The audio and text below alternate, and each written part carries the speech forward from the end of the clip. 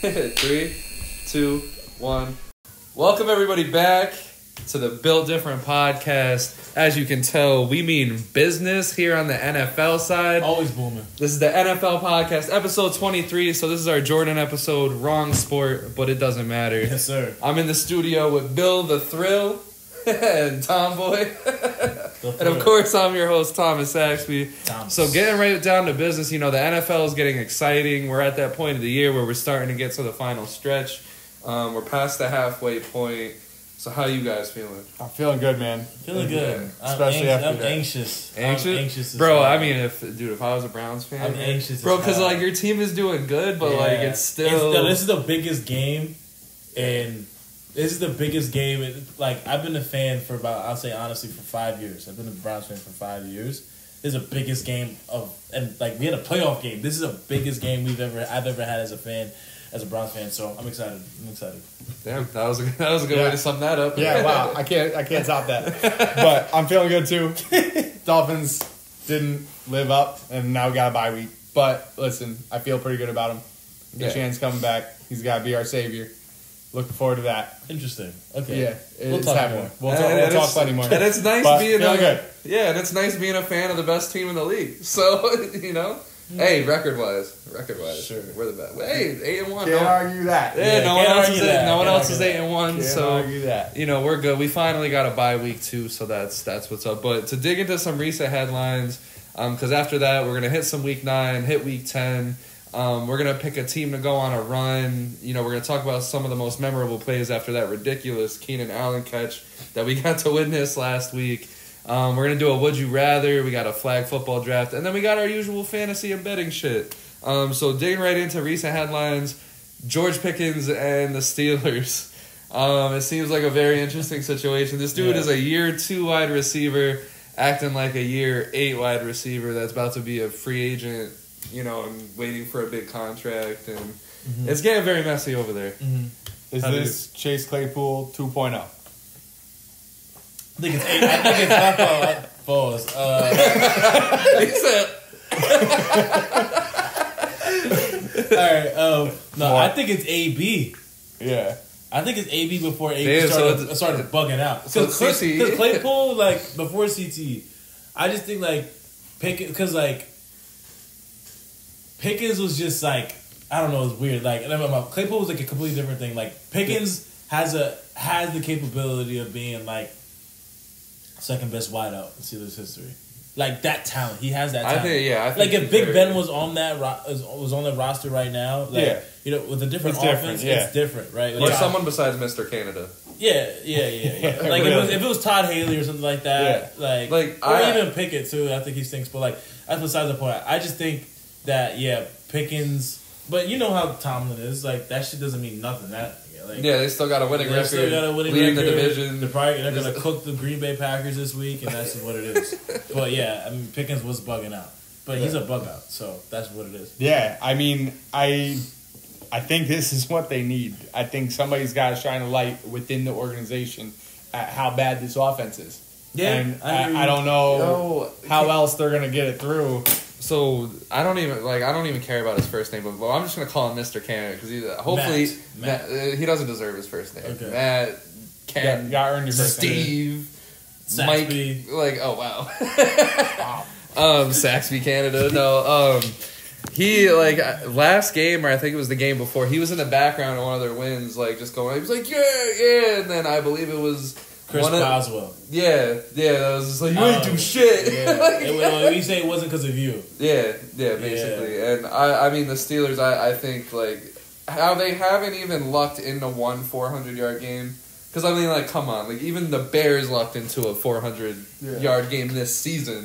And for the Steelers to not accident. That's impressive. Yeah. Right. Like, not even, like, accidentally, like, you know... Najee Harris just goes off for like 200 yards. And, you know, but I don't know. I mean, I think it's a mess. I think for a second-year wide receiver to do that, that's an issue that I have with it because I think he needs to be a little more humble. But at the same time, I feel like it is a real disaster in that locker room because it's like they're winning. So it's like this guy's not going to get fired. Right. Because why are you going to fire someone when you're having, you know, a winning season? But he definitely deserves to go because they got more talent than...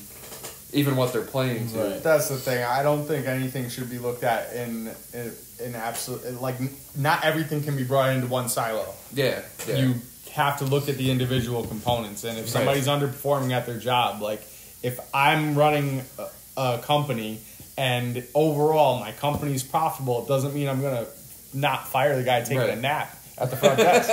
And that's what Matt Cannon do. He's taking a nap at the front desk. There you go. That's definitely a good analogy. So he's. But I mean, if Pickens eventually gets traded, whatever team he goes to, they're probably going to get him for cheap. The fact they did it right after the trade deadline means he's not going anywhere. They got plenty of time to smooth things over and an off season between. But it's just hilarious. Like it's petty shit. Like I believe I forgot who scored a touchdown. I think it was Najee Harris, and fucking Pickens just walks off the field, doesn't celebrate with his teammates, just walks away. Yeah. It's great. I mean, it's making for good TV, and honestly, I don't like that Pittsburgh has all this shit going on and they're still fucking winning. Yeah, that's the part that I think I hate. But they'll lose next week, so it's fine.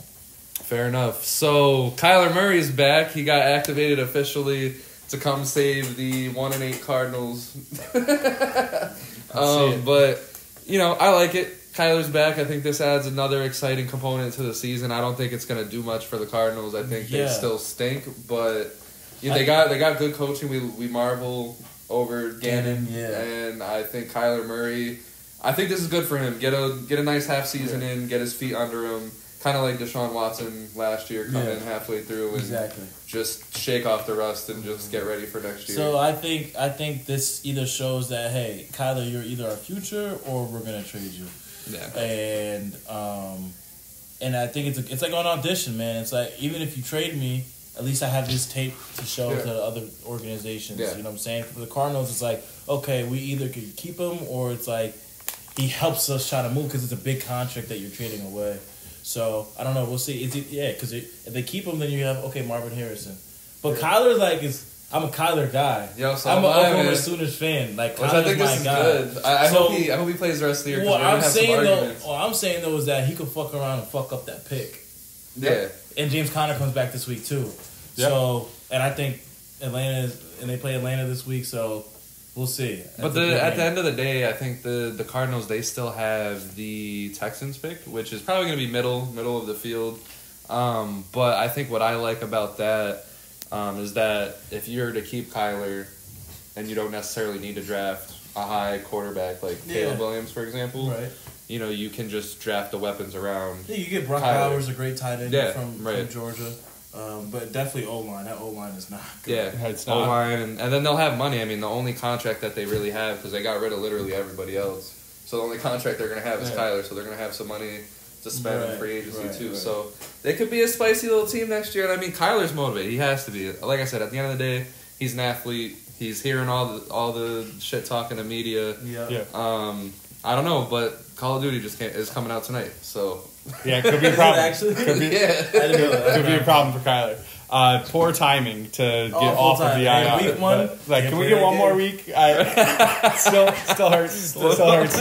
But listen, this team, for being 1-8, they're scrappier than 1-8. Like they should be better. The worst than 1-8. game of the season was last week. Like they shouldn't be at the bottom of anybody's power ranking. Right, and at the same time, their worst game of the season came without Josh Dobbs and with a 5th round rookie. They weren't supposed to have their best game of the season last week. Right. But listen, this is a team that Kyler should be able to win with. Mm-hmm. If he can't, and I'm not saying win out. I'm not saying that we're going to see a 9-8 season and suddenly pop in the playoffs. But I'm saying that he should be able to win essentially half the games they've got left. Right. And if he can't do that, then I don't know how promising that is for future Kyler. I have not been a Kyler believer, but I think him sitting for as long as he sat, if that's not going to get him the appreciation for this game, it's not coming. So I think he is going to be motivated. I think we're going to see probably the best version of Kyler that we can see with the talent that's around him. Mm-hmm. It's not an insane amount at wide receiver. It's not the best weapons, but they're serviceable. And if he can't get it done now, I don't know what he's going to be able to do moving forward. Yeah, I'm with you on that. Absolutely. So Carson Wentz is back in the league for whatever reason. The Los Angeles Rams sign him. Me personally, I think it's funny. I think this goes back to a point that you made, Bill, that they should have absolutely done what they could have to keep Baker Mayfield. Because I think if they keep Baker Mayfield, I think they're in. But I don't think Baker wanted that. I mean, yeah, but like so if it turns you give out him he the would have money, been a backup and rightfully a backup to Stafford. yeah, Right. Stafford has looked better than I expected. And I don't think he wanted that. but if you threw decent money at him for 1 year, I think what's decent money? Because he has $4 million at Tampa.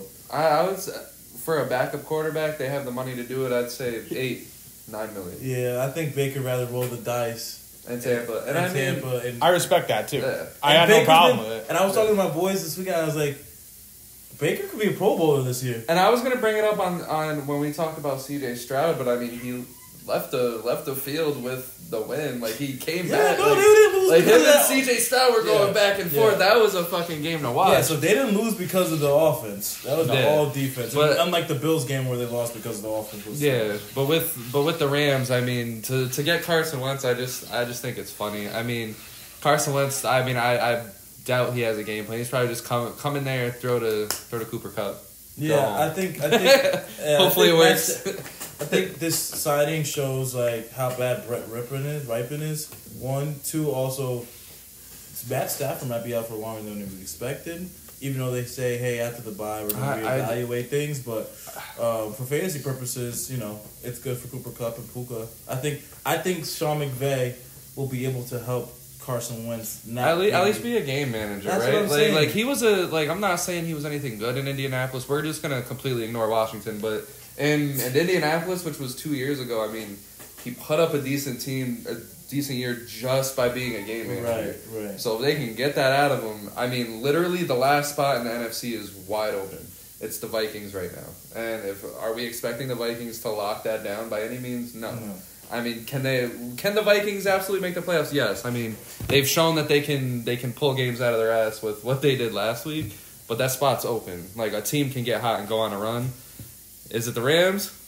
I don't know. I mean, it'd be pretty funny if Carson Wentz led them to the playoffs. I think I'd get a lot of entertainment out of that. There's no chance though. That defense is poop. So. Yeah, that offense is not going to plug with Carson Wentz. He's not the player. He's not the archetype that Matt Stafford is. He's not going to. That offense just won't work. Right. Period. And Kyron Williams coming back hopefully soon. So that offense can be very good.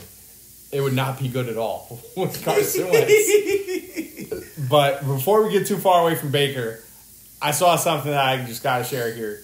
FanDuel posted a great infographic here. I'm going to give you stats for two players. Baker's at 61.7% completion rate through his first 80 games. The other guy, 61.9%, so off by 0.2%. 100 more passing yards. He's got 18,153 passing yards. Other guy's got 18,035. He's got 120 touchdowns, 68 interceptions. The other guy's got 126 and 66. He's got 1,150 fantasy points. Other guy's got a little under 1,100. Yeah. Any idea who I'm about to tell you? I do. And it's Lamar. It's Tom Brady. Oh, it's Tom Brady. I thought it was Lamar Jackson. It was Tom Brady. I already saw it. He's got the same stats as Tom Brady, essentially, through the first 80 starts of his career. Interesting. That's very crazy how the team around you can tell the world how much you're a great player or you're a trash player. Yeah. And I think what's the most interesting about that is, and no offense to you, but like I think you can admit being a Browns fan that the Browns, especially under Baker, were a hot mess. Like even except though for 1 year. Yeah, like you guys had the 1 year where it was all put together, but I think Baker did a lot given and that helped those numbers being, a lot too. being in Cleveland, yeah. But all right, so moving on to week 9, I guess we could dig right into C.J. Stroud and Baker Mayfield. They had an absolute battle. I think it was a must-win for both teams. Sucks that Baker was on the losing end in the Bucs. They still got a long season to go. But C.J., man, CJ's a dog, bro. Yeah. He's just breaking records this year. I watched that game live. I was like, yeah, wow. and it's good to see, DeMeco Ryans, how stressed out he was. Like you could tell he's losing hair. He's losing hair, but he is like so locked in. And it's good to see from a rookie coach that he has that much buy-in to where he can have fucking CJ Stroud just slinging it across the field to literally anybody. Right. 3 different wide receivers to get 100+ yards. Tank Dell though is a dog. Nico Collins, Noah Brown, I didn't think he was that good, but Tank Dell and Nico are dead nice. And Dalton Schultz is a no slouch either. Tank Dell he's just a young bull, man. Yeah, he's tough. I mean, they're all young bulls, and it's just what you love love to see. Yeah. I mean, the defense, you obviously would like to see more out of the defense, but wow. Yeah. CJ Stroud, man. Yeah. That offense should not be as good as he's making it. And I love the connection between him and Tank Dell. There's something to be said right now about drafting the guy that went to college with your quarterback. Because you're seeing it all over the league. We're seeing it with Waddle, with Chase, with Tank Dell. Like, it's immediate chemistry that you can really build some confidence with a rookie quarterback very quickly by giving him somebody he's comfortable with. So Tank Dell is not a guy expected to really be on an NFL field at this point in his career. And here he is killing it. But with those great performances, I just got to give a little shout out to another player who I think had just as notable performance. Dari Ogunbowale coming in and making a 33-yard field goal. I loved that. I loved that. Yeah, that was a great game to watch. It was bad, like rooting for everybody. Yeah, well, because like Baker Mayfield, like there was like 50 seconds left on the clock. He was out. He got the touchdown. Out with the fucking. It looked like he was out with the win. I was like, holy shit, Baker Mayfield, like let's go, like he won, like, and then all of a sudden, CJ Stroud just 3 absolute fucking bombs down the field, and I know Baker just sat there like, what do I have to do? Yeah. Bad day to be on defense, but damn, everybody else aside from the defensive units enjoyed that. And it's funny because we were looking for the shootout from Bills, Bengals, maybe Chiefs, Dolphins. Yeah. Hey, maybe even the Eagles and the Cowboys, but which was a good game. But of course, it was. That's definitely our game of the week. Texans, Buccaneers. Yeah, that was a fun watch. For sure. But speaking of the Eagles, 8-1. Go Birds. Kind of a controversial game. I mean, I guess Cowboys fans are trying to make it controversial, blaming the refs. It's the usual thing that teams are doing against the Eagles now. I think the only fair point was the Dolphins because, some of those calls were very sus. Don't think they affected the game, but it's an argument for, I guess. It's always sus fucking, But the Eagles beat the Cowboys. I wasn't worried at all, and it was fucking hilarious because Eagles fans were, like, worried at the end because the refs basically walked the Cowboys to the 6-yard line at the end of the game there, and the Cowboys, by all means, should have won it. But come on, it's Dak Prescott. Don't disrespect Dak. Don't disrespect It's Dak Prescott and the Cowboys, We're not doing that with Dak. We're not doing that with It's the Cowboys. It's not Dak. It's Dak Prescott and the Cowboys. Dak played better than Jalen. So, I agree with that. I do think Dak, here's the thing. I need to preface this. Dak has been playing lights out this year. Right. Dak is getting into an MVP conversation that we're going to have before long. Right. So, I'm not saying he's going to win it, but he's in the conversation right now. So, with that said, he is one of the least clutch players in this league. That's the gene he doesn't have. I understand. Play calling. I respect that. Play calling, but again, he can't control dudes holding.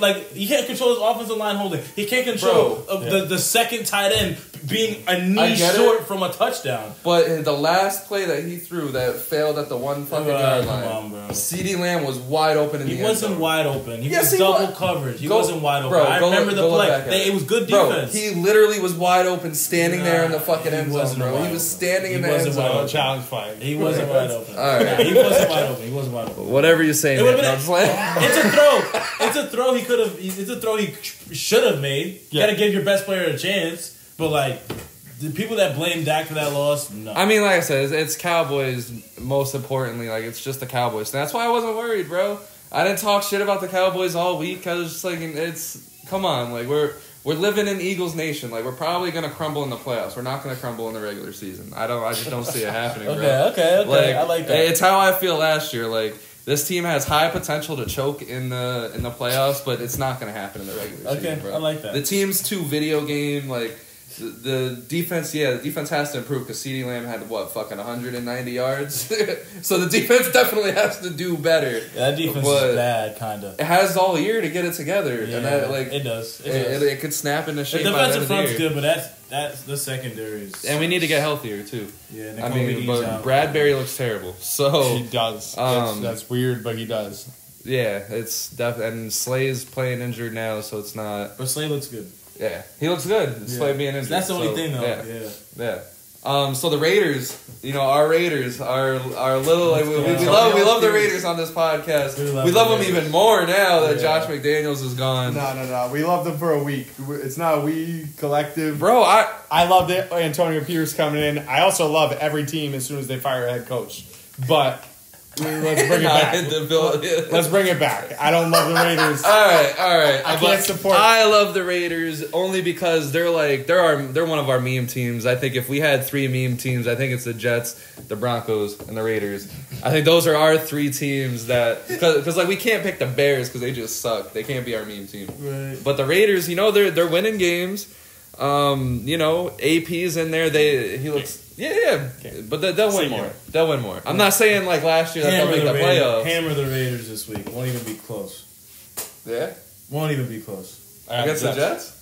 Huh? I got the Jets. I have the Raiders. Oh, this is going to be good. This is going to be good. I'll put a friendly on that. Right, but I don't know. I like it. Devontae Adams, he looks happy to play football again, which I think is the biggest thing that you needed for the Raiders. Josh Jacobs as well. They both look like they want to be there again.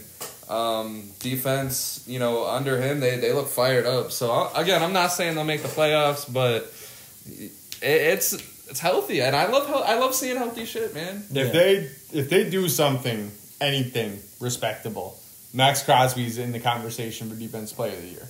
Then he's the only way they do it. I think Antonio Pierce is one of the coaches that can get a team to run through a wall for him, and I already heard some of the players say that basically. Yeah. So Max Crosby is a guy that responds to that. There's a chance this defense is suddenly decent.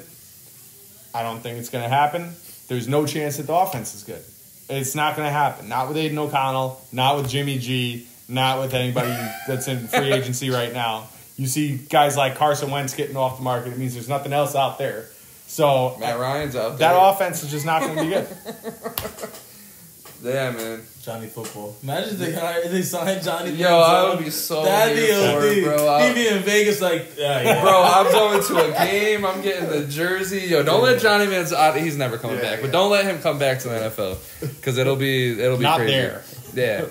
Yeah, no, especially not there, not in Vegas, bro. I don't even think he makes it to his first game. I think he tries, but it just doesn't happen. Yeah. So Josh Dobbs, he gets a big victory for the Vikings. Wow, you could have seen this coming, but you couldn't. Yeah, because this is one of the most incredible individual performances of the season. He didn't even start the game, and he didn't even start the game. He didn't know. He didn't even know the playbook. He admitted that. He didn't know the names of the players in the huddle. He didn't take a single first team rep, not scout one. team rep. I don't even think he did that. Yeah, and not to take away from Josh Dobbs. I mean, Falcons. We keep talking about Arthur Smith is awful at his job. He sucks. I'm shocked he still has a job. Atlanta needs to fire him. Like I've been said I said this in like the first podcast. Yeah. Like I said, they need to tank for Caleb Williams and fire Arthur Smith. Now they need to fire Arthur Smith and draft Shador Sanders because Dion played at Atlanta. Yeah. And his son should play for Atlanta, and they'll have a high pick, so he'll be the only person they could get. But I'm just saying they need another quarterback. Right. They need to trade for Justin Fields because he's from Georgia, or get Kyler, or get Jacoby Brissett if you want to be cheap, or get Shador. That's what I think. But yeah, Taylor Heineke, he stinks. Desmond Ridder, he stinks. Arthur Smith, he stinks. And I bet Kyle Pitts anytime touchdown, we're fucking doing screens for Jonnu Smith. You fucking serious? Like, are we actually serious, bro? We're giving the ball to Jonnu Smith when Kyle Pitts is a top. Like, all right. So that's all I have. That's what. I mean, I think if the Falcons come back in with the same team next year, we'll be looking at them like we saw the Raiders this year. Yeah. Why do you still have the same coach? Yeah. Honestly, why do you have still the same GM? Because putting Bijan and Algier together seems like Algier. It seems like it was great. A great idea. Nah, I don't think it's the GM. Nah, the GM's doing good. I mean, I don't know. I have a hard time saying that. Yeah. Like, how can you? They have the roster's full of talent. It's all coaching. I have a hard That's time fair. saying that because of the But- quarterback position alone. You can't Well, go into that You season. can't look at Desmond Ritter and be like, that's our guy. you can. You have to. Because you don't- drafted him. But that's what you drafted him. You have to see what you have from him. If you stink, Right. you stink. So you have a low But pick. like you said it, but you said it right there. You drafted him. Right, but he wasn't a high draft pick. It was day 2, day 3. So that's the thing. You spend a day 2, day 3 pick on him. You started him for a few games at the end of last year. Right. You didn't see anything. You won a game or two. Yeah, but not because of him. Well, He had like a touchdown pass. Also- Through 3 games, he had a touchdown pass. They also did want Deshaun. They did want Deshaun. And they're Understood. But you can't go in thinking that's your guy and not prepare a Sam little Howell bit. for all that. And Like, if you have Taylor Heineke, who is clearly a better talent, you saw what he did with Washington. He is night and day better than Desmond Ritter. I don't think there's any question. And I'm not saying Taylor Heineke's good. I'm not saying he's somebody That's that, a coaching decision. Playing who over who is a coaching decision. The GM has he can influence. has one of the best. The GM has one of the best corners in the game. Jeff Okudah is playing well. You have a defensive front that's pretty well. You got Jesse Bates. You have Kyle Pitts. You have Drake London. You have Bijan Robinson. You have talent on the team. The GM's doing okay. You need coaching. You need offensive coordinating and defensive coordinating changes. That's all it is. Because like the Browns defense sucked last year. We hired Jim Schwartz, best defense in the NFL. Yeah. It's all who's implementing the system and who's in the system. I'm not saying GM needs to go, but I think he's on a tight leash. I think he's got one shot at a new head coach. No, this is a big offseason. If you don't trade, if you go in with... If you go in with like if you still have Desmond Ritter going and you're still you're hanging on to him the way the Jets are hanging on to Zach Wilson. Yeah, I'm with you on that. And I mean, I get it; it's a completely different situation because I guess you can defend the Jets keeping Zach Wilson. Yeah, you can. But like that's completely undefendable. Yeah. Like if you go into next year without a head coaching change and without a quarterback change, yeah, I don't know what you like. Yeah, I'm with you. You went in last year with Marcus Mariota too, Yeah. so like I mean like. I wouldn't even be mad if they changed quarterback. If they change the quarterback and keep Arthur Smith, I wouldn't be that mad. But like he needs to go. I would because like just the complete misuse of Kyle Pitts. I mean, alone is And Bijan too. like everyone could sit here and look at Kyle Pitts and say he should be a generational tight end. He should be the fourth best tight end in football, and or fifth or sixth. That's the thing. Sam Laporta looks better than Kyle Pitts. Yeah, but Kyle Pitts on the line. I like Sam Laporta though. Like Sam Laporta's I'm saying cool. though, like put Kyle Pitts on the Bills or anything like that. Like, I would say this: if Eric Bieniemy went to Atlanta instead of Washington, then we're looking at a completely different team. Well, no, that's different because Arthur Smith still would have been play calling. Eric B calls plays at Washington. Yeah. So Arthur Smith. If he went and call plays, that's the obviously caveat. Right. No, definitely. If he went there and called plays, yes, it would be completely different. Like I don't get it. Arthur Smith can't have a job there next year. He should shouldn't have a job there next week, let alone next year. And I'm calling it right now. He loses to the 1-8 Cardinals. He's got to go. Kyler Murray, Kyler or not, he's got to go. That's it. Yo, the Cardinals win this week. That'd mean that you would lose to a quarterback that got picked up on Wednesday and cooked your defense. That's what I'm saying. How do you even let's go 1 week back from that too. Will Levis in his first career start, 4 touchdowns. Next week, Josh Dobbs, who didn't take a rep with this team yet. You couldn't stop him. Like, what? Right. And on the other side of the ball, this is the thing. This is putting your terrible coaching on display against Kevin O'Connell, who's questionable this year I like somewhat. I love Kevin O'Connell, don't get me wrong. But has been kind of questionable, has made some mistakes, goes in and just crushes you. Yeah. He outcoaches laps around you. He did. And Vrabel did. And if Gannon does that with Kyler Murray limping around, that's bad. Yeah. So that's bad. But just real quick to revisit how we even got here in the first place. Kevin O'Connell literally walking through the cadences with the quarterback and the line before he goes into the game. Telling Dobbs, hey, this guy's running a post, this guy's running a hitch on the right. You're looking at the safety for this amount of time, but your reads are to the left. Literally right before the snap. You only have so many seconds to even talk that. So the rest of the time he's talking to the players through that. just coordinating all that, but ultimately Josh Dobbs' ability to take all that in and make the right plays. Yeah, shout out Josh Dobbs. Jared Goff. I almost said shout out to Jared Goff. Shout out to Dobbs. Shout out to Dobbs, man. I mean, I think, of course, it's incredible what he did. I mean, I was counting him out for sure. Like, I didn't, especially in the scenario that he didn't get no reps in. Didn't really know what the fuck was going on. He just went in there and just threw the ball and got in a very impressive 4th and 7 first down conversion that got them in position to be able to even get the game-winning touchdown. Right. It's impressive. I mean, this guy was the guy that beat the Cowboys and went on a meme run, like a meme brigade, just going around the stadium, like pointing out that they don't have his jersey, making them get the jersey in stock. Still gets traded. It's great. Yeah. It's great TV. I love jerseys are still in stock there, I bet. But hey man, it seems like a good souvenir to have for $12 now. For sure. But so one thing before we move on from Week 9, so the Bengals, they beat the Bills, and the Chiefs beat the Dolphins. So out of those two games, what's your biggest takeaway? Just one takeaway from both of those games together, because that's four. I have 2 takeaways, but quick. 4 of our like top 7 teams in the league, I would say. Yeah. Bills stink. Bad, bro. They're really bad. I hate how the NFL just keep putting teams on prime time when they just like stink. Hold on. We're watching the Broncos this week and next week. I know. We're watching the Panthers. But we're watching the Broncos and the Bills. We're watching the Panthers and the Bears. No, I get that, but I'm saying that's different. But I'm saying they're putting the Broncos and the Bills. At least the Broncos showed some type of light before the bye, but Bills stink. The Ken Dorsey needs to go. They're probably getting a new OC. And the Dolphins, they just don't they don't have a good win. They don't have a good win this season. And I'm fine. So I'm scared. I think my biggest takeaway is that I think for the Dolphins, I think the biggest thing y'all got to do is just focus on your health and just get into the playoffs. Health, but also just win the division. Because at least you have a home game, which gives you a chance. If you lose a division in your away game and it's going to be cold, it's going to be, Jacksonville might be warm, but it's Baltimore, Cincinnati, maybe Cleveland, fucking the Chiefs. That's cold weather. You don't want to be in there. So, real quick, just to defend the Dolphins a tiny bit on that. We're 3-0 at home. Right.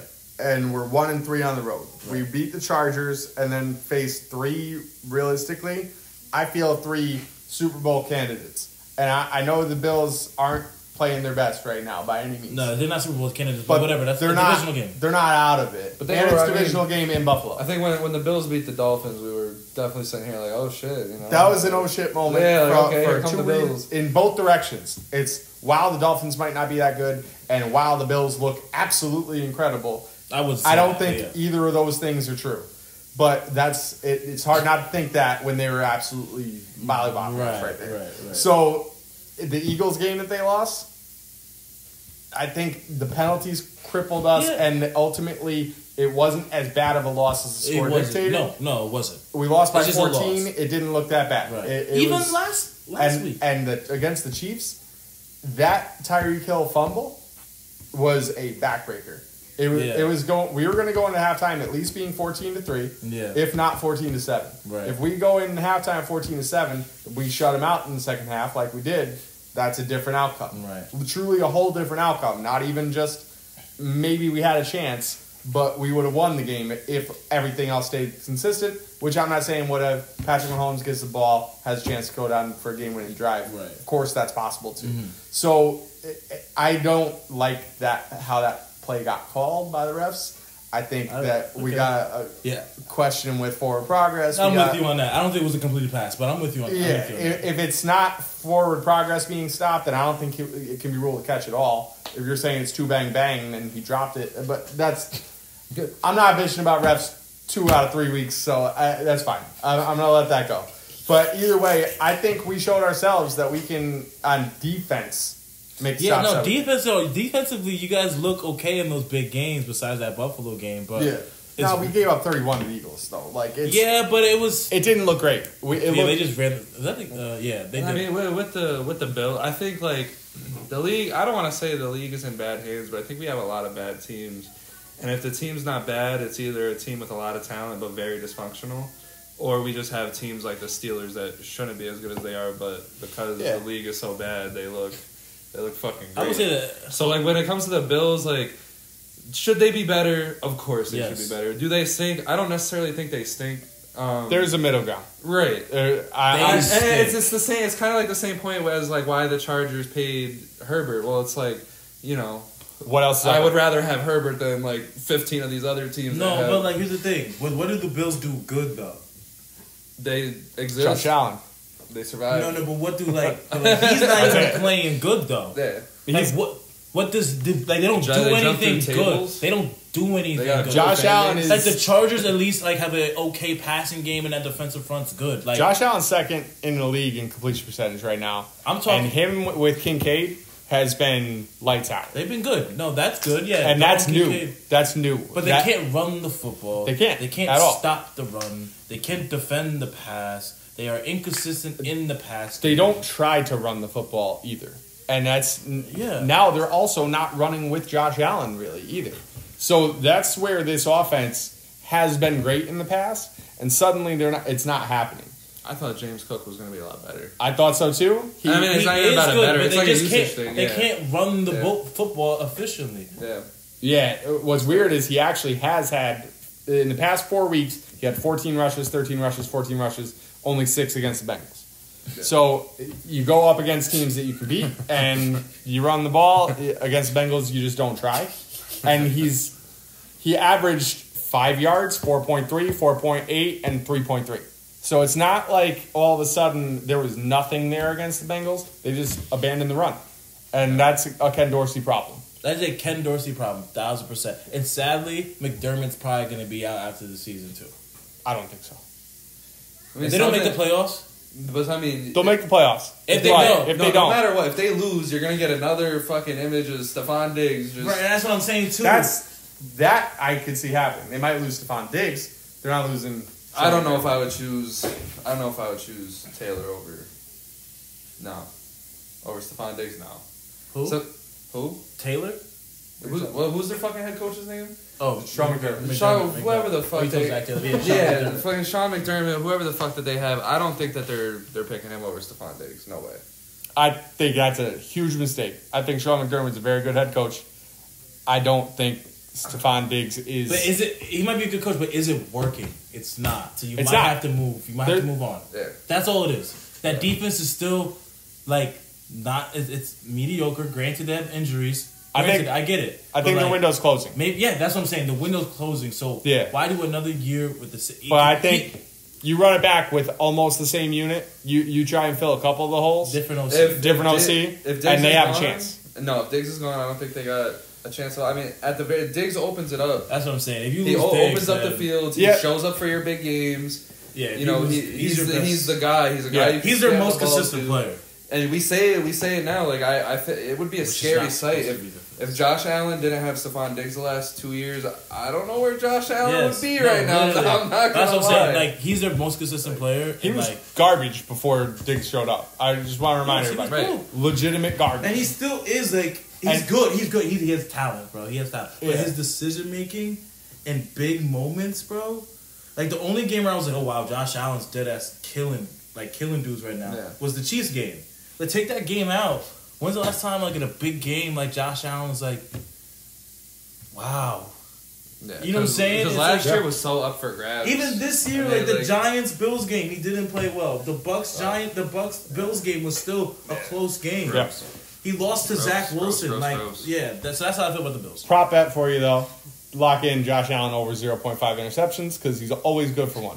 He's only got 2 games on the season without an interception. He's got 1 game with 3 interceptions. Everything else, 1 interception. So go ahead and lock that in. So moving on to some Week 10. You're the only one out of our teams that's playing this week. Yeah, man. And it happens to be one of the biggest games of the week. Browns-Ravens. Yeah. The biggest. It's the biggest game of the week. I would say this. This is our Super Bowl. This is Baltimore. This is not Baltimore's Super Bowl. So we have to take advantage of that we want it more. Yeah. Because we need this. It means a lot to our organization to win this. Now, The spread's -6. I love the Browns +6. I do love that. I'll wholeheartedly agree with that. I love that. Yeah. I love that. I don't see a world where I that feel like doesn't if the happen. Browns lose, it'll be by a field goal. Right. I think the Browns defense is going to raise hell. And that's on the thing. Ravens. And that's the thing. I think defensively, this is going to be a big statement from defensively. But I'm intrigued to see if Stefanski's going to run the football on first down, run the football on second down, and fucking throw it on third and fourth. You know what I'm saying? I'm intrigued to see how we are. This is Deshaun Watson, $230 million guaranteed. You need to be aggressive. You need to, I forgot what Had a good game last week, which was nice to see. he had a good. The last 2 games that he finished and started with, I think he said like 540 yards passing, 4 touchdowns, zero interceptions with 115 passer rating. Like he played really well, right? I think someone said this though, I forgot who, but he said on great defenses, you got to say the hell with that. We're gonna attack them. The best way to beat a great defense is attacking them down the field or however, right? You can't be afraid of that shit. So I'm excited for the game. I'm very nervous for the game, but because I take a lot of flack. Like I take a lot of heat. You do for being a Browns fan because of Deshaun alone. You absolutely do. And I don't mind. And hey, I totally get it. But this is a game for not only for the Browns, but for me to tell everyone to suck it. And that this is one of the best teams in the AFC, and that the Browns are a legit team. So that's how I feel about that. I really think whoever wins this game Wins the division. That's how I feel. I agree. I think not only wins the division, but has a real shot at number 1 seed in the AFC. Yeah, that's true too. So I think this game is of the utmost importance for a few different things. For the Browns to have that chance at not just the division, but also the 1 seed. Right. And realistically, like, if you get that wild card, it's going to be top wild card spot in all likelihood. And I don't know, it's tough, but probably a top wild card spot. Yeah. And then you're automatically in the second round of playoffs, which is nice. But I don't know, man. It's exciting to have that chance at the 1 seed overall. Right. For sure. Right. I think on the flip side, Lamar has a chance to cement his actual MVP run. He does. Yeah. If he can, also the Baltimore defense has a chance to be like, hey, we're the best defense in the league. I feel like the defense is correct. like this is I'm not- who's the best defense in the NFL? It's going to be a sweaty game. I'm already sweating. I'm not shocked. I'm nervous as fuck. Bro. I'm so nervous. I think started 17 sweating points. on Monday. Yeah, literally, as soon as we beat the Cardinals, I'm like, fuck. The Ravens are next. If either team gets 17 points, I almost guarantee they win. Yeah, Right. and I think with the Browns, it's kind of a must win because you win this. I mean, This is Like, our oh Super my Bowl. God. This is our Super Bowl. yeah, This is a the Browns. must win. Yeah, the Browns win. They're made. If they don't win it, it's looking a little. And it little depends scary. how we lose. If we lose 27-24 by fucking Justin Tucker field goal, Or if it's like something it that is the what it is. Ravens have But been that's what doing I'm to saying. some But of if it's these some teams 30 to lately, fucking yeah. 13 shit, yeah. There is bouncing back from a close one here. Yeah. There's no such thing as a moral victory. Bullshit. Right. A moral victory here, you can ride on that sure. coattail. I'm lose by a field goal. I'm you fine still, with 2027, and Yeah. I'm fine with that. All right. But It's got to be if we within a win, score. though, I'm not fine with 2027 after you just made me lock that +6. My in. fault. I'm fine with 21, 25. 21, 20, yeah. 21, 27. I'll take a push. I'm fine with a push. So we also got another game that has a lot of intensity to it. The 49ers and Jaguars. Yeah. Now this is another game where so for the Jaguars this isn't their Super Bowl. I think they have a very good record. I think the rest of their season's made pretty well for them. I think they're going to get in with some kind of home field advantage.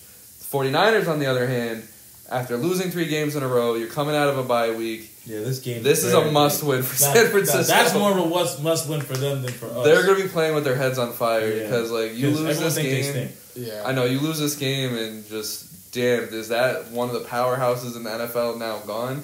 Because I think for the 49ers, after seeing everything play out this year, you got to get into the playoffs with some kind of home field advantage. You have to be the second or third seed. You can't go in there as a bottom seed. You just can't. I don't trust Brock Purdy in some other crazy-ass stadium. I just don't and can't. Their defense is pretty sus this year as well. But if they can win this, get back on track. 49ers need this first, second, or third. I don't think they get first now. I think the Eagles aren't going to lose more than 3 games. But Here's the thing. As much as I want to say this game's super important, it's kind of not. Like, if you look at San Francisco, they're tied right now for the division lead after a 3-game losing streak. You're not supposed to be able to do that. Right. But beyond that, I mean, they also start after off the undefeated. Jaguars, they get Bucks, then they face the Seahawks. 2 out of the next 4 games. So they have a chance to, no matter what they do here, they can take the division lead by beating the Seahawks twice. Yeah. And they're probably not going to give it back after that. Yeah. So, in addition, Brock Purdy's playing terrible football. So is Trevor Lawrence. So, I don't know. Not T-Law? terrible. All right, not Trevor terrible. Lawrence is doing what he Purdy what he has playing to. awful. Purdy's playing awful. Lawrence isn't doing what he's supposed to be doing. Jags could be playing better. So, I think this is going to be a low-key ugly game. I don't think it's going to be fun football to watch. I think I'm opposite on that. But I feel It's compared to how many incredible players are on that field. This is some of the most talent we're going to see accumulated on one football field in the whole week for sure. But really, one of the better matchups of the season in theory. If this was a week 16, 17, 18 matchup, and they were both playing for something, of course, I love this. I think these are 2 teams that are going to figure it out by the end of the year. But the fact that it's week 10 and while they're both in a lull, I'm not excited. I think it's going to be a dud. okay. All right, I get it. That would be a good call. I get it. So the Texans and Bengals, that's another little exciting game. C.J. Stroud, Joe Burrow. I got the Bengals taking this one, but the Texans, man, They're scrappy. I love wouldn't to be see shocked. it, man. And listen, Joe Burrow has not. First off, looking like T. Higgins is not going to play. Really? Yep. So that's a new thing. He popped up on an injury report. Apparently hurt the hamstring in practice. Yeah, yesterday. Jamar Chase also on the injury report, but he's fine. He very much should be playing. Joe Burrow over on yards. Joe Burrow finally coming off of back-to-back good games for the first time all season. Yes. So this is it. He looked good. He did look good. I'll say it. He looked good. Looking good at the right time, too, because with all these other teams sputtering and not looking the best, I think if the Bengals can rise to the occasion, they'll get into a good spot. So if Joe Burrow can string together 3 consecutive games, I'll say he's actually back, right? Yeah. But and he should here. Houston Texans, they're coming. They're not really here yet, I don't think. So they're also the Bengals defense is the real deal. They're shutting people down right now. So I don't think they should have a problem after shutting down San Francisco, then Buffalo, then the Texans. They should be able to shut these guys down. Now, while you say the Texans aren't here right now, I mean, for me, it's hard to say because C.J. Stroud just had a 470-yard game. He did. You know, week granted, before, he lost to the Panthers. No, yeah, and that's definitely fair. That a lot. I think the pressure games like this one, they'll lose because obviously now we're expecting C.J. Stroud to follow up his performance, and it's the Bengals. That's why I kind of expect them to lose. But moving forward, they still got divisional games to play. I think DeMeco Ryans is a defensive-minded coach, and he's going to lock in with the defense, which is all I think that they need. Right.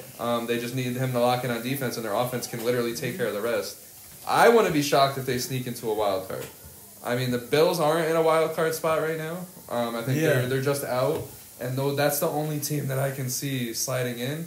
If there's maybe an injury above the Texans or, the Bills don't come to lay, they can pass the Steelers easily. Right. I don't see the Steelers being this good the rest of the Yeah, way. I have the Texans as one of the teams that could potentially sneak in there as well, so I'm with you on that. I've been saying it all year that the AFC playoff picture is wide open. And I don't think it really is anymore. I think we got I think it's an 8-team race now for these playoff positions. It's Kansas City, Baltimore, Jacksonville, Miami, Pittsburgh, Cleveland, Cincinnati, Buffalo.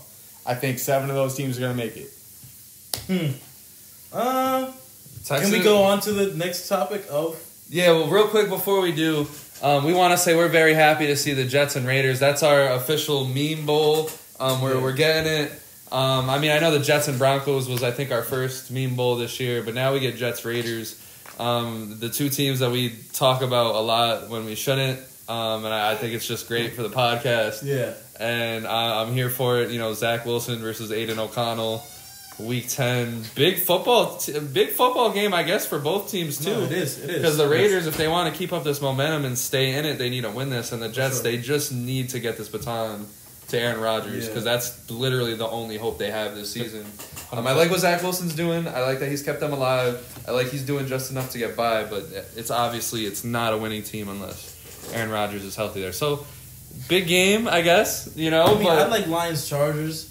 Yeah. Lions-Chargers, the big game, and Saints-Vikings is underratedly a big game. I'm kind of I over agree the with that. Chargers, man. I'll also say, just from like a fantasy and an offensive production standpoint, Seattle versus the Commanders, I think is going to be a shootout. I think that's going to be this week's Bucks versus Texans. That's the thing. Every time I've expected the Commanders to be a part of a shootout, they put up like 3 points. Yeah, And that's been such. And the game is in Seattle, too. they haven't gotten to play Seattle yet. All right. And Seattle's going to go off without Montez Sweat and Chase Young on the field. Like, Oh yeah, it's absolutely. I Just call out. think Commanders are going to be in shootouts the rest of the way. I think Geno Smith's a sleeper quarterback play this week. Ken Walker will come back to life. I think this is definitely an opportunity for that. So, I like that game for the over. But just back to Jets Raiders super fast.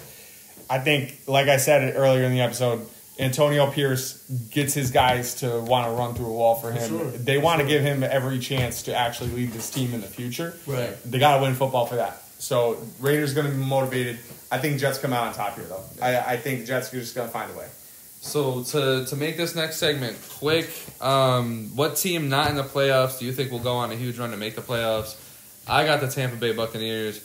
I loved what I saw from Baker Mayfield, and for a Week 9 game, he was tailing off a little bit throughout the season. Now it seems like he has a lot of fire, and he has a lot left to give to the National Football League.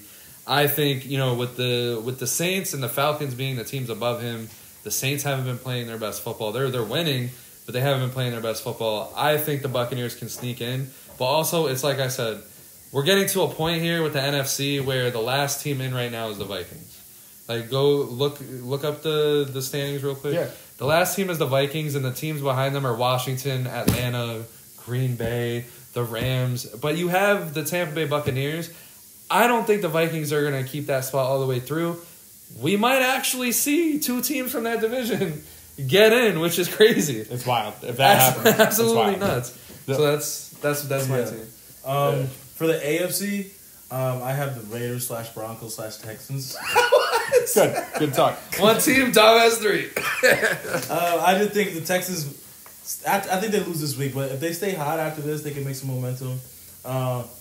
If the Broncos beat the Bills, which I almost picked as one of my teams, I really almost picked the Broncos to really beat the Bills. I still think they do it, just didn't do that as one. I think what they needed is they needed to go under radar, and that's exactly what they've done. They've gone. No one really cares about the Broncos That's anymore. what I'm saying. No one's shitting on them They beat anymore. the Bills. They're not on the radar anymore, though. Oh yeah, Right, absolutely. right, Pressure's right. back on. Yeah. Russell Wilson's kissing babies again. Right. And then the Raiders, bro, I think I'm riding that Raider life, dude. I'm riding that Raider I like life. it, bro, but don't come on over. I was on this train last year, bro. I got you. I got heartbroken pretty bad by Baker Mayfield in that random ass win he had And with the then Rams. NFC, I have the Bucks and the Vikings too. I think Josh Dobbs can win them some games. Except the Vikings are in the playoffs right now, so. Oh, my fault. Yeah. But yeah, besides that. At the same time, I'll give you the But Vikings. it's it's still After good. losing Kirk, I'll Yeah. give you that as a pick. Thank you. For me, I'm That's not gonna take the cheap way out here. I'm gonna say Buffalo Bills. I don't think anybody else has a shot here. So Okay. if I'm nobody with else is gonna do it, I'll take the Bills. Yeah. I think they're a lock. I think ultimately it's gonna be one of the AFC North that has to fall out. I think the division cannibalizes itself, and Buffalo's gonna win enough to get in. Yeah. So I frankly, mean- they have an easier schedule. I'm pretty sure the rest of the way out than like the cumulative average of those teams. Right. I don't think Baltimore's missing out, so I think it comes down to either Bengals or Browns.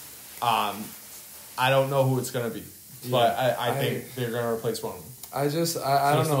Wait, the Steelers are in it? Then? Yeah, they're the best wild Oh, cards team right now. my fault. Yeah, never mind. Scratch that. Steelers are way the hell out of here. They're going to finish 9-8, and that's not going to cut it. Okay. I mean, I don't think Somehow didn't look that far up. Somehow they're the top rank out of those. I don't think three. it's as locked up as you think, because I think a lot of teams in the AFC, I mean, again, we can't sit here and say an injury is going to happen, but there's a lot of teams here where if they do get one fatal injury, they're out of it.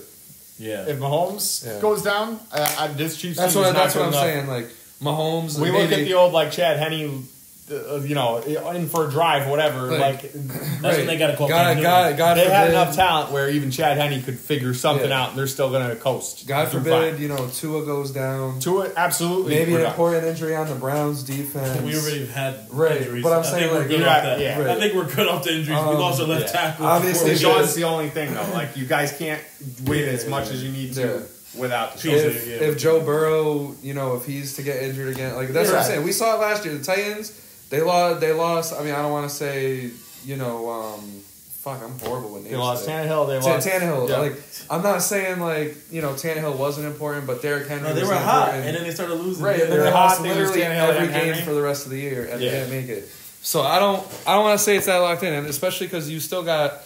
We don't like the Chargers, but they're still one game out. They can put something together. The Jets, they're one game out. Aaron Rodgers can come back and get them to where they need to be. Texans, one game out. They could win this game, and wow, like they're right there. Yeah. And but Bills are only half game out. Colts and Raiders are a game out. Fuck it, Some of the Colts. Minshew could go on the biggest tear of his career, and they could get in. I'll say it right now. If I'm forced to not take the easy way out, I like Colts. Yeah. I think the Colts are rounding out. Fuck it. I think they've actually got an okay defense. Jonathan Taylor alone, if he gets on, the Colts can be basically unstoppable. We're gonna do Would You Rather, but for Caleb Williams. Oh yeah, get that shorter. First off, I want to say I love his vulnerability. You talk. I don't. I like his vulnerability. I mean, I think I'll be a hater. It's a little weak, just going and crying in your mama's arms. On national TV, I think he could have not done it on national TV. Avoid all the memes and all that. But I like that he's passionate, and I think one of these teams need a passionate quarterback. I think he needs to show that passion when he's on the field instead of off of it. So what happened when Kevin Durant lost in the finals? He was crying to his mother after that. I heard he got flamed. Yeah, but he shouldn't though. But he got flamed. He didn't get flamed. People, no. That was a very viral okay, picture. But listen, anybody who he's soft because he was crying after he lost. Bro, like he's having a tough time, bro. I'm not calling he was. soft. Yeah, he was like he had a tough. Bro, he does have a lot of media pressure for a young. Bro, mad man. pressure. Yeah. It's unfair for his age. That's what I'm saying, and it's like, bro, he wants to win, bro. That's the only thing. He wants to win and be great. He wanted to have back-to-back Heisman. He knows that they're probably not potentially. They're gonna get a bowl game, but they're not in the playoffs no more. They're Heisman out the way. Pac-12 championship, hell no. Like he's probably been so. He probably he was crying and was like, fuck, bro. Like, I've been trying so hard to be great and to win, and, it's not enough. And it's really not all his fault. That USC defense is worse than LaSalle football defense. Like, it is awful. It is completely... It's the trash. high school or the college? Both. Both of them probably would have a better chance than the USC defense. That's fair enough. So, Caleb, bro, keep being you, brother. And I'm rocking with you, gang. Pause. And, you're probably going to go number 1 or number 2, and hopefully it's not the Giants, and be successful. Yeah. I still think he can do things in New York. Yeah. I like their coaching. I mean, the coaching, they put together a good season last year. He's the number 2 quarterback in the world. He's got to be able to do something. There's no weapons there, bro. There's no weapons. I hear you. I hear you. But if you get Caleb Williams and you're telling me he's the number 2 quarterback in the world, that's a destination for a wide receiver. For sure. I'm with you on that. No, I'm with you on that. They can get weapons. And Stephon Diggs wants to go over there with Dayball and Caleb Williams, Darren Waller, Saquon. But here's the thing, the O-line still stinks. Saquon probably won't be there next year, though. So, but that's the thing. You get Caleb this year, and if the O-line's that bad, they're not going to win games. Will not be there next week. Yeah, if I'm him, I'm packing my bags as soon as week 17, not even week 18. When week 17 is done, I have my bags. Hopefully he doesn't go to Baltimore, but a team that would need a running back. Yeah, definitely off track. But to the would you rather, we'll start off with something easy. Okay. Because we gotta start off with something easy. Yeah. Derek Carr. Yeah, taking Caleb over Derek Carr. I'm taking Caleb Williams. Yeah, I think I'm taking Caleb Williams, especially if it's on that Saints team. I think that would be nuts. That'd be a video game team. My Lord, that'd be a video game team. Yeah. All right, Tua. I'm taking Tua, 100%. 10 times out of 10. 10 times out of 10 is wild. No, I think I'd say 8 times out of 10. Because I'll give you 6 those other 2 times where we're talking about what, Dom made a good point, what this would add to the offense, a running game from your dual threat, quarterback. bro. But at the same time, I don't think they need that because they seem like they know what they're doing with the running corps. This is a fast punch offense. The ball's out in 2 points. Are we not going to discuss how Tua blatantly blew that game or no? Oh, listen, terrible fumble. No, not even the fumble. The ball, the deep ball he missed on Cedric Wilson. That was not him. That was miscommunication. That's on somebody. It's on Cedric Wilson, and they're not saying they don't. Cedric Wilson came to the podium damn near in tears because he knows he messed that up. That's not on Tua. Okay, all right, that's fine. All right, but yeah, I'll go with Caleb Williams. Yep. Caleb Williams. Wait, no, Tua. My bad. All right, you guys go Tua. I'm going Caleb, but it's close stuff. I think it's closer than at least Bill thinks. 10 times out of 10, but it's close. Sure. Sure. A good game managing Russell Wilson. No. Caleb Williams. Caleb Williams, all right. At this point in the career, absolutely Caleb Williams, no doubt. Peak Russell But Wilson. I mean, Caleb Williams it seems like he's gonna be kissing babies. Maybe. I think Sean Payton don't like that. I can see Caleb Williams being Russell Wilson, essentially. I think he might be good for a Super Bowl. Golly. I think he's good for one Super Bowl. Okay. So I think peak Russell Wilson, it's close. A good Aaron Rodgers. No. Comes back from Hell injury. no. Oh, prime Aaron Rodgers. Not prime. Now prime. Aaron Rodgers. I'm saying No way. Aaron Rodgers comes back now and does good. Caleb Williams. I don't know. I think I respect Aaron, bro. I don't disrespect Aaron like Current Aaron Rodgers? Yeah. I mean, Aaron Rodgers, you got to factor in he had a bad year last year, and then he tore his Achilles this year. Current Aaron Rodgers is this. Okay. He's solid. He's a top 5 QB in my eyes. What happened to top 2? Top 2 is not better than top 5? No, but I get what you're saying, but no, I'd rather Caleb Williams right now because of age and stuff like that, injuries or like that. Correct. Yeah, if we have any kind of longevity built into this, then yes. I don't think Aaron Rodgers would have a lot. Because you're going. But I'm saying if an organization, they'll probably pick Caleb. But I'm saying he's a 4-time MVP. All right. Yeah. No, I mean, I was going to be the tiebreaker.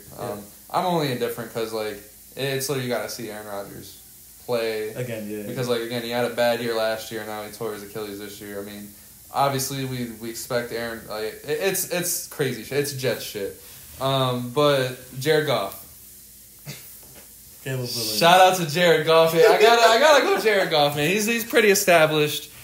Seems like he's a consistent 4,000 yards guy. I'm going with Jared Goff. No, come on, Bill. We didn't come this far. I'll go Caleb. Oh, we didn't. Oh no, we didn't put Caleb on the Lions, dog. That's a different breed. Yeah, it's a different breed right now, man. Jared Goff is doing his thing. Jared Goff's doing well. He's doing great. He's doing enough for that Lions team to be really revered. But man, he's a Pro Bowler. Guys are letting me down, man. All right, Trevor Lawrence. That's a tough one, man.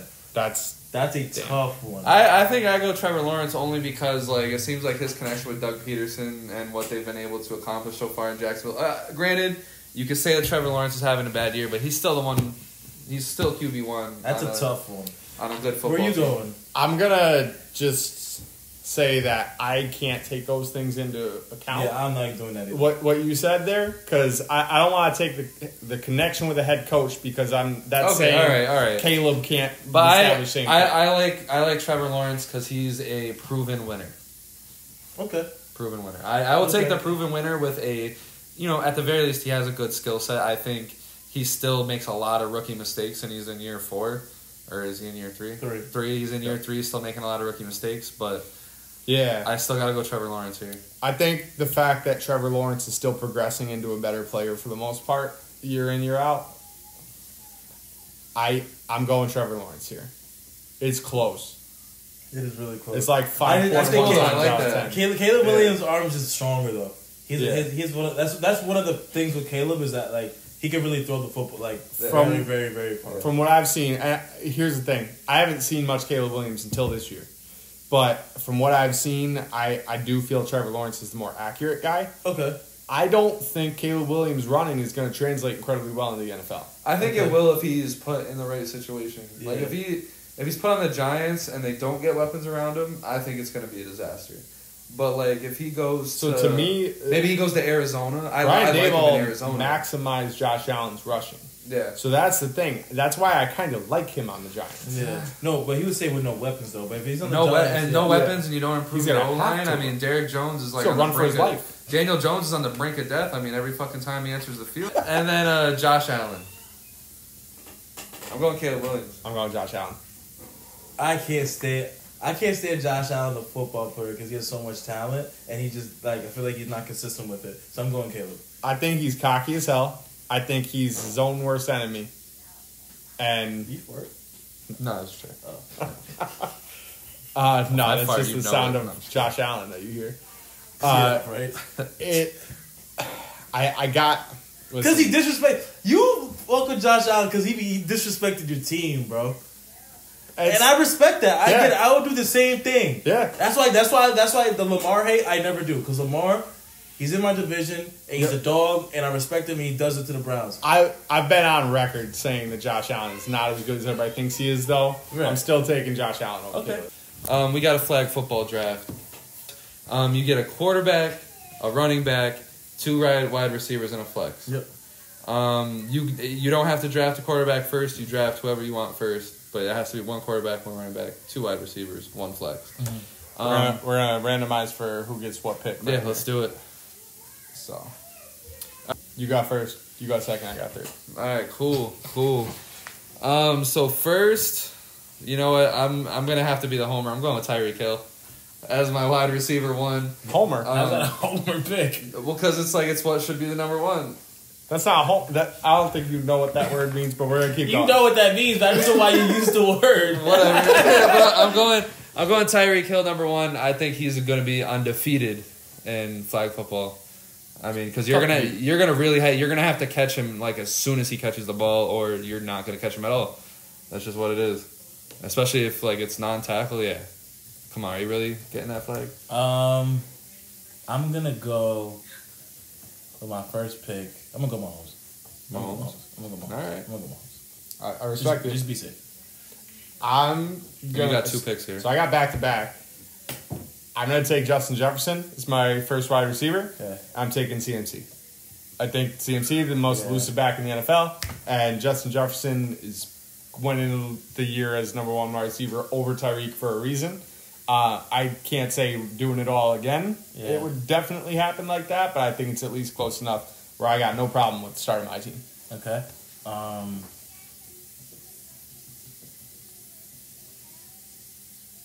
gonna go Kamara, bro.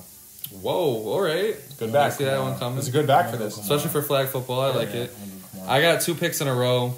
I'm going Jalen Hurts and A.J. Brown. Now that's Homer. Yeah. How do you not lead that with the Homer pick? I got Jalen Hurts and A.J. Brown. I mean, I would love their chemistry on the team.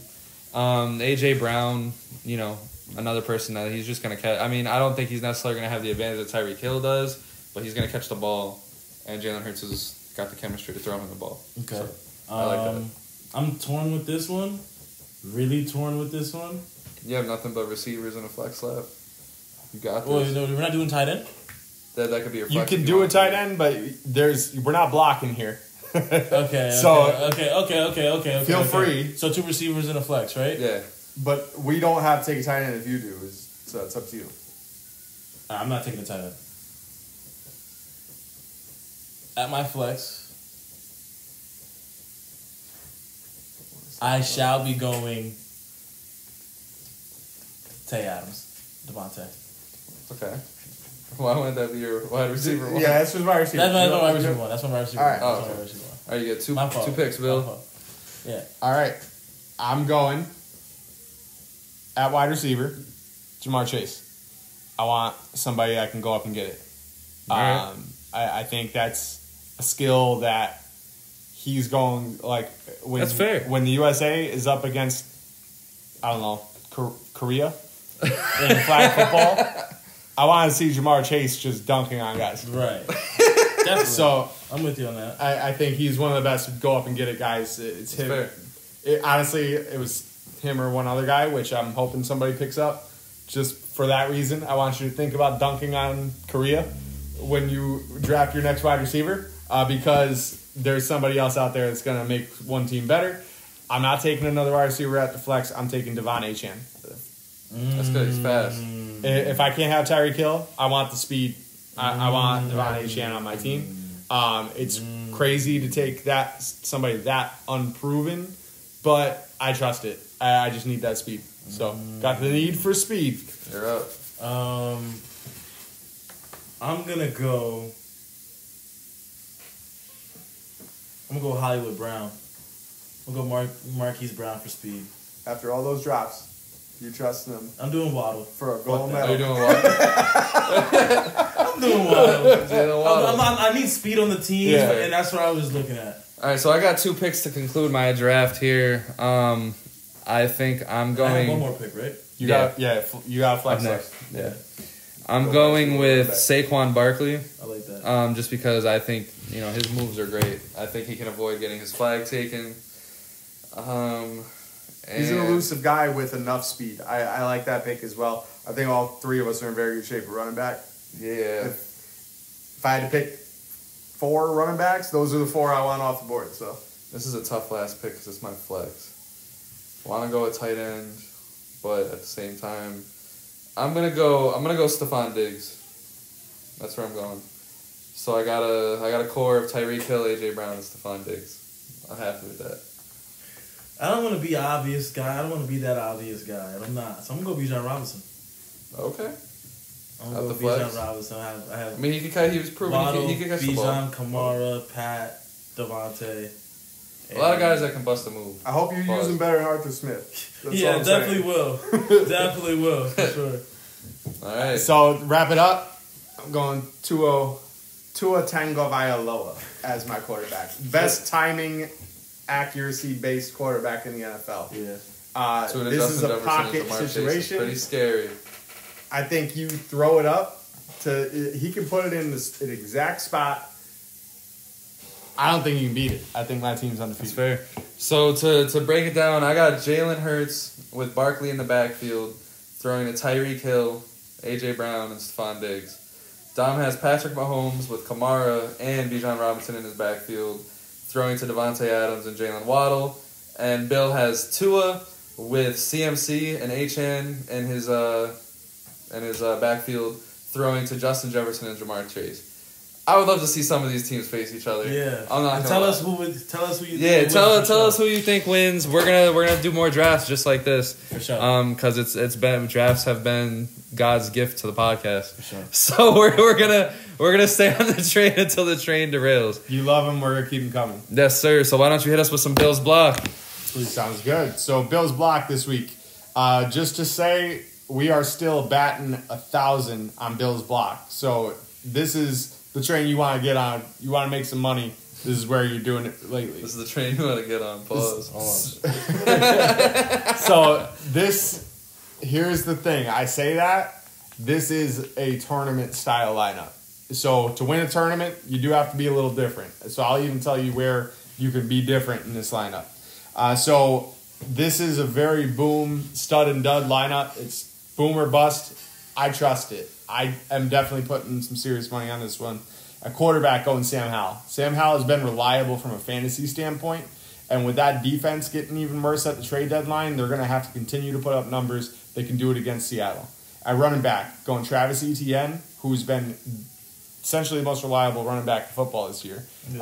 CMC is obviously doing incredible, but he's number 2, and it's not particularly close after that. I got Joe Mixon as well up against the Houston Texans. Running backs can do well, and Joe Mixon will. At wide receiver, my number 1 is going to be Amon-Ra St. Brown against Chargers. Chargers that guy. can definitely let up against the wide receiver. I don't love that the Lions are on the road here because Jared Goff is not the same player on the road. But is it a road game though?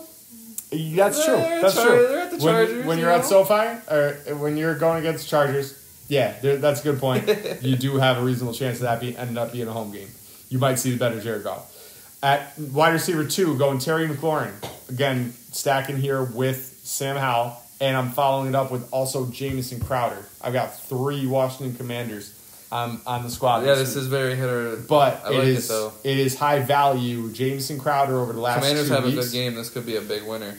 Right. Over the last 2 weeks, Jamison Crowder has 7 targets and 6 targets. Howell is looking his way now that he's actually getting on the field. It's inexcusable he wasn't on the field sooner because he is a great slot receiver.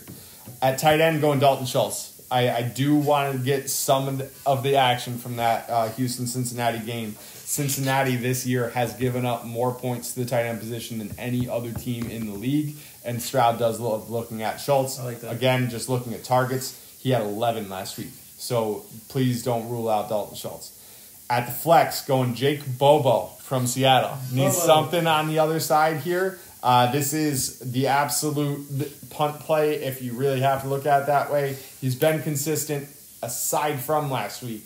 You're catching him at a very good salary because he put up a goose egg against Baltimore. Baltimore is a really good defense. Seattle never stood a chance in that game, so you didn't see Bobo getting on the action. But in weeks prior, he had 9.6 and 14.1 points against the Browns and the Cardinals, respectively. So I like Bobo. That's something that if you want to mix it up, feel free. This is where you can differentiate a little bit. You can also do it. There are a couple other good tight end plays a little cheaper if you need a little bit more money to bump up from Bobo. And then at defense, I'm going Dallas Cowboys against Tommy DeVito and the New York Giants. I love that. Can't go wrong. Yes. So, Yeah, block, baby. Win us some money. I love that. Bill. All right, so real quick, best bet. I got Jared Goff over on yards. I think he'll show up against the Chargers. I mean, if he doesn't show up against the Chargers, I think we should be a little worried because that Chargers defense does give up a lot to the pass. I got the 49ers covering their currently -3 spread. I think this is a big game for the 49ers. I really can't envision them losing. If they do, you know, it's you'll see me on here. We'll be bitching about the 49ers next week. And then I got Jamar Chase over on yards. I think, you know, Joe Burrow is going to have another good game. In all reality, this is a big game against the Texans. It's not going to be hyped up as such, but if the Texans win and the Bengals lose, you know, now the Texans are there and they can take the spot from the Bengals, which I think Jamar Chase will have a big game because it's a big game. Yeah, this is the first time I'm just doing teams and spreads. All right, let's do it. No yards or whatever. I got Jags money line. Ooh, okay. I got Jags all money right. line. I like the points there. I just think I think if the game was in San Fran, I'm with you. But the game is in Jacksonville, so that's why I kind of like them, and they're both off the bye. I like the Steelers. The spread is -3. I like the Steelers -7. I don't think the game is close. Green Bay kind of stinks. And I also got the Cowboys -20. The spread's at 17.5, but I have them -20 because I just think there's no way they go win in Dallas. They get back to their blowout ways. yeah, that's a tough one. But yeah, I can see that happening. -30, fuck it. Get those alternate points in. So for mine, I've got hitting over-unders pretty hard here. Going Seattle and Washington over 44.5. Cleveland, Baltimore under 40.5.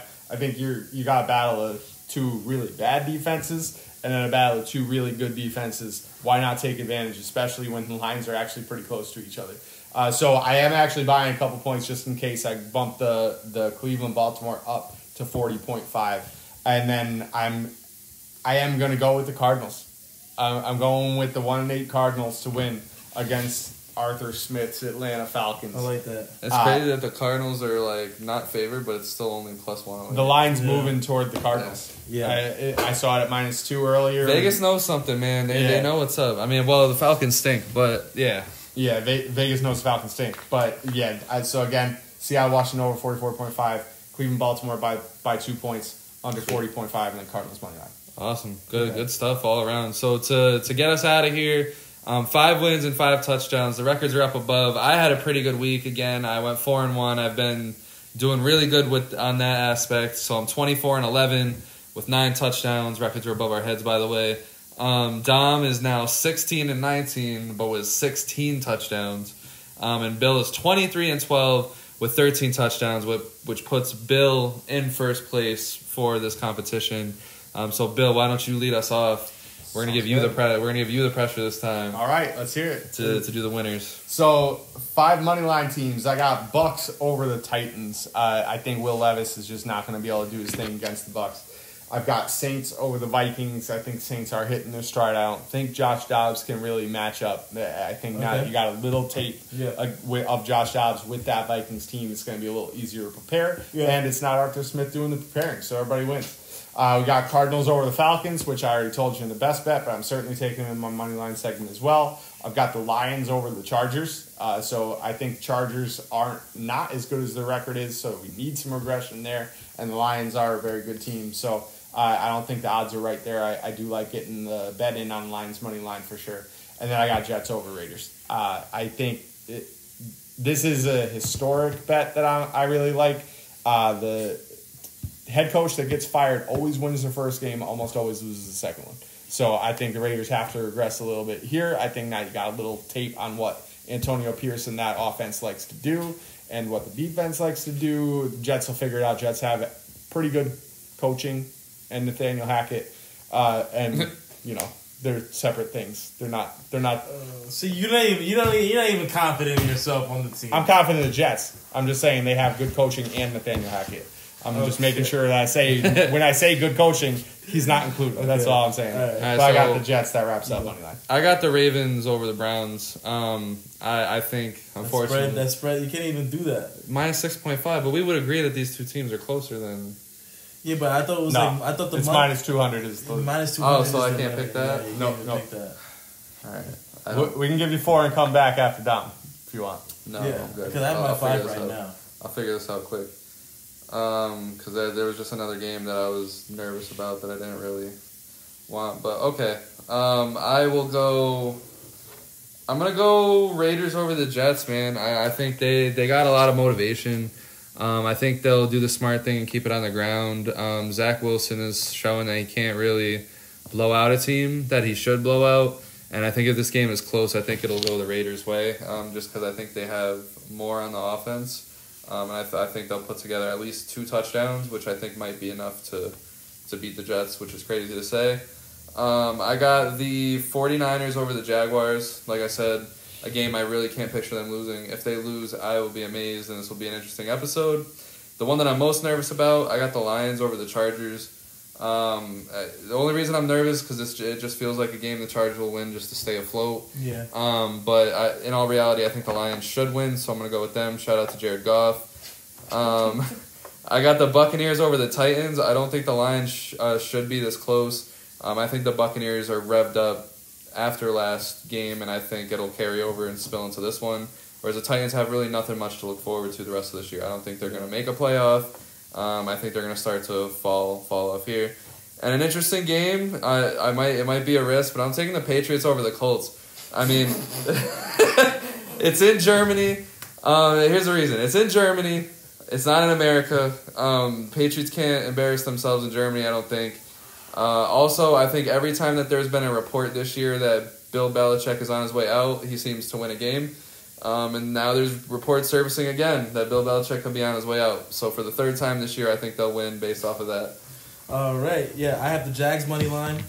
I have the Jags against the Niners, Cardinals against the Falcons. I do have the Lions as well over the Chargers. I do have the Raiders with you.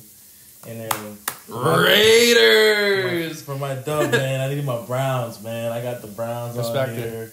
And let's get this done. It's unfortunate that I can't fucking pick the Ravens in that situation. But all right, give us some touchdowns. So touchdowns, I got Mike Evans against Titans. He's definitely going to get one there. DK Metcalf versus Washington. Again, that defensive line's just not good enough to get to Geno Smith rather.